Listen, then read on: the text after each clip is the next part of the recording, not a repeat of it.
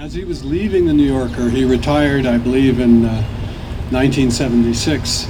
He helped me to learn to be an editor, and in that process, I sat in his office for those 3 months and did everything that he did. I read the stories that came to him, whoever they may have been by.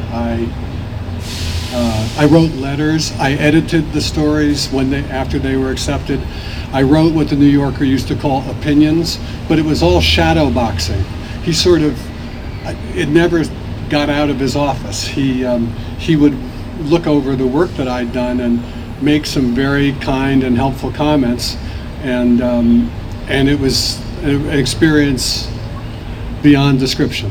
I can't say what it was like because it was too intense and too helpful and too exceptional. I'm not sure how many people have had an apprenticeship like that. The only thing that it reminds me of, what it must have been like to be an apprentice and to be Paul Revere. Not that the British are coming, but to be so closely and professionally attached to somebody who's a master of his craft.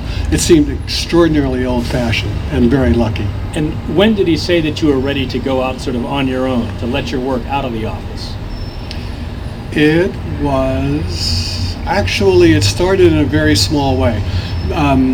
Sylvia Townsend Warner wrote a story. I was a copy editor, and I had been asked to leave the New Yorker, actually, but Bill sort of adopted me and encouraged me to write and stick around. And you know what? It's too long of a story. I'll tell you, I can answer it very quickly. Basically, he let my work go out when he left. And from then on, I was on my own. And when I went back to him many years later, when he was dying, and I said, those first 2 years after you left were very difficult.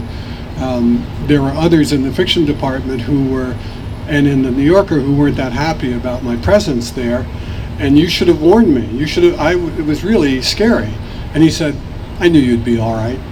And that was that.